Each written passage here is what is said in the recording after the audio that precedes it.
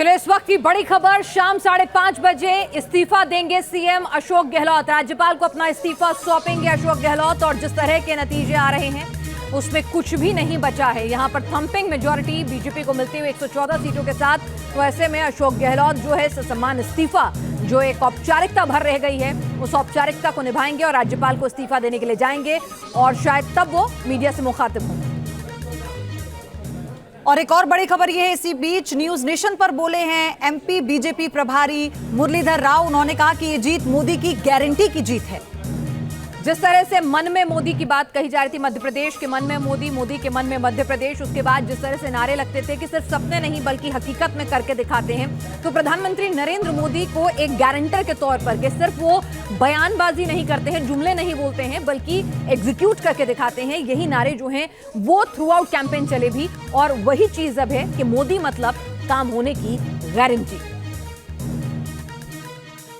प्रदेश में एक बम्पर जीत हुई है बीजेपी की, और मध्य प्रदेश के जो प्रभारी हैं मुरलीधर राव जी हमारे साथ मौजूद हैं। इतनी बड़ी बम्पर जीत और विपक्ष कहीं दूर दूर तक नजर नहीं आ रहा, क्या वजह है?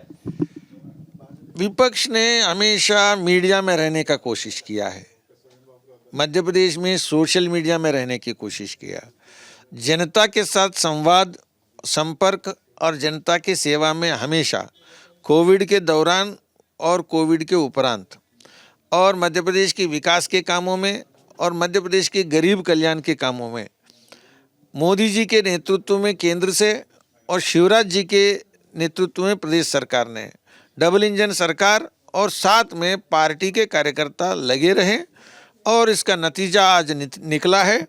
ऐतिहासिक जीत, केवल सीटों की नंबर नहीं, वोटों की प्रतिशत भी देखेंगे। और शेड्यूल्ड कास्ट, शेड्यूल्ड ट्राइब और महिलाएं, सबका साथ सबका विकास के उस लाइन पर सबको जो बीजेपी ने साथ लिया। अब बात की जाए, आपके वहाँ पूर्ण बहुमत से सरकार आ रही है बम्पर जीत के बाद, चेहरा कौन होगा? एक बड़ा सवाल उठ रहा है कि चेहरा कौन होगा, कौन शासन चलाएगा मध्य प्रदेश में? देखिए, हमने वादा किया है कि चेहरा बाद में तय करेंगे, और चुनाव हो गया, और चुनाव होने के बाद आज पार्लियामेंट्री पार्टी की जो बोर्ड है, संसदीय बोर्ड, वो बैठने वाली है, और वो बैठ कर के जीत की जो विश्लेषण भी करेंगे और वहाँ पर मत जानने का भी प्रयास का बारे में तय करेंगे।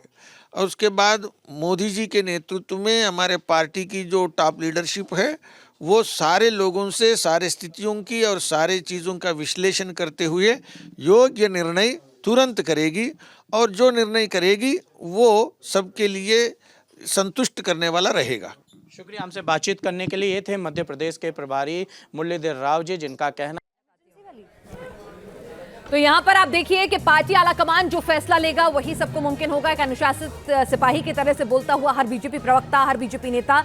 लेकिन यहां पर यह देखना होगा मध्य प्रदेश में जिस तरह की थंपिंग मेजॉरिटी मिली है, क्या उसके बाद शिवराज के चेहरे के अलहदा कोई चेहरा समझ में आएगा भी?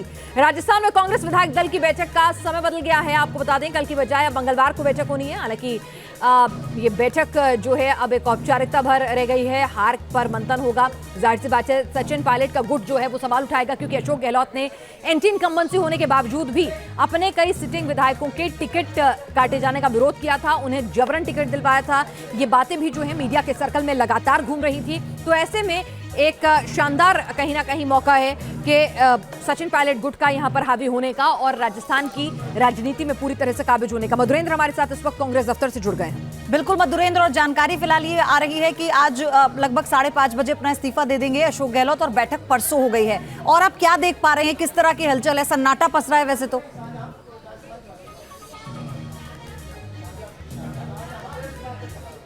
देखिए, बिल्कुल सन्नाटा पसरा है, और सबसे बड़ी बात कि इस हार को एक तरह से ओन करने के लिए अभी तक कोई बड़ा नेता कांग्रेस दफ्तर में नहीं आया। अमूमन ये होता था, जीत की स्थिति हो या हार की, खुद राहुल गांधी और कांग्रेस के जो राष्ट्रीय अध्यक्ष हैं वो आते थे, प्रेस कॉन्फ्रेंस करते थे, अपनी बातों को रखते थे, हार को भी स्वीकार करते थे, जनादेश को भी स्वीकार करते थे। लेकिन सबसे बड़ी बात कि तेलंगाना में अप्रत्याशित जीत कांग्रेस को हासिल हुई, उसका जश्न भी कांग्रेस नहीं मना पाई, और उसके हाथों से 2 बड़े स्टेट निकल गए, छत्तीसगढ़ और राजस्थान। किस कारण से निकले, उसका आत्ममंथन और चिंतन जो है इतना लंबा चल रहा है कि इनिशियल रिपोर्ट भी पेश कांग्रेस नहीं कर पा रही है। तो कांग्रेस कैमरे को फेस करे, मीडिया को फेस करे, ये स्थिति जो है अभी तक कांग्रेस के बड़े नेताओं में दिखाई नहीं दे रही है। और इसीलिए आप देखिए कि मैं कांग्रेस के इस वक्त जो हेडक्वार्टर में खड़ा हूं, सुबह से हम दिखा रहे थे किस तरह से ढोल नगाड़े बज रहे थे, और आप देखिए आपको यूट्यूबर्स और उनकी यूट्यूबर्स के सामने जो है कुछ चंद कार्यकर्ता दिखाई देंगे जो कि यहाँ पर दिख रहे हैं, वरना पूरा का पूरा कांग्रेस दफ्तर खाली है।